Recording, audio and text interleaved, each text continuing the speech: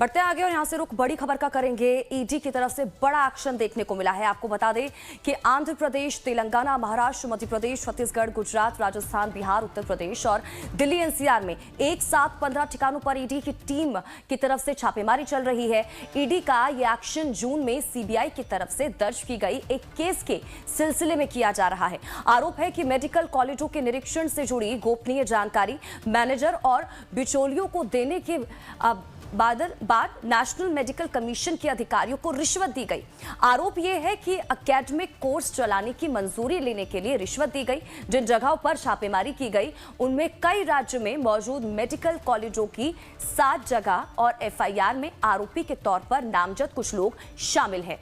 तो बड़ी खबर आपको बता दें कि अलग अलग राज्य में 15 ठिकानों पर यह रेड की जा रही है। मेडिकल एजुकेशन रिश्वत रैकेट निशाने पर है। जून में दर्ज केस के मामले में यह एक्शन देखने को मिल रहा है।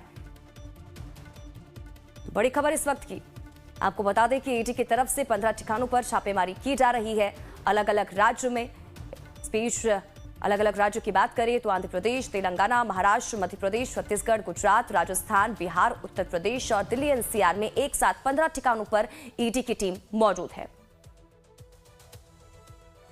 प्रशांत त्रिपाठी ज्यादा जानकारी के साथ हमारे संवाददाता इसी खबर पर जुड़ चुके हैं। जरूर उनका करेंगे, जानकारी लेंगे क्या कुछ अपडेट है उनके पास। प्रशांत, क्या कुछ जानकारी? ईडी की तरफ से बड़ा एक्शन देखने को मिला है। अलग अलग राज्य में एक साथ 15 ठिकानों पर ईडी की टीम पहुंची है, छापेमारी की जा रही है, क्या जानकारी?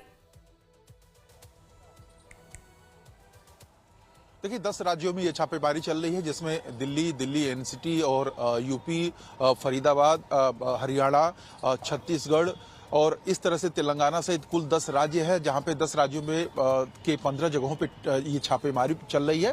आपको याद होगा कि लगभग 6 महीने पहले एक सीबीआई ने मामला दर्ज किया था। मामले में ये बात संज्ञान में आई थी कि एनएमसी के कुछ कर्मचारी हैं, यानी कि नेशनल मेडिकल काउंसिल के कुछ अधिकारी हैं, उन लोगों ने रिश्वत लेके कुछ ऐसे कॉलेजेस को डॉक्यूमेंट्स अवेलेबल करा दिए थे और उनको प्रूफ कर दिया था कि ये अच्छे मेडिकल कॉलेज है जो कैपेबल नहीं थे, यानी कि जो मापदंड पे खरे नहीं उतर रहे थे। और ऐसे कॉलेजेस को किन और कितने पैसों के आधार पे कराया गया था, इसकी बात जांच ऑलरेडी सीबीआई कर रही है। लेकिन सीबीआई को ने जब ये जांच की थी तो चूंकि इसमें इन्फोर्समेंट का मामला आता है, पैसे के लेन देन का मामला आता है, तो ऐसे में ये जांच सीबीआई के हवाले भी किया गया और उसी के तहत सीबीआई ने 10 राज्यों के 15 जगहों पे ये छापेमारी की है। और जो कॉलेजेस पैमाने पे खरे नहीं उतरते हैं, एकेडमिक कोर्स चलाने के नाम पे उन्होंने घूस देकर अधिकारियों को जो प्रूफ है वो ले लिया था, उन पे ये पूरा एक्शन हो रहा है। और जाहिर है इस एक्शन में क्या निकल के आता है देखने वाली बात होगी। लेकिन ये एक बड़ी मेडिकल कॉलेजेस जिन्होंने एकेडमिक कोर्स चलाने के लिए पैसों का इस्तेमाल किया, घूस देने की कोशिश, घूस दी है, उन लोगों पे ये पूरी कार्रवाई की जा रही है। जी श्वेता।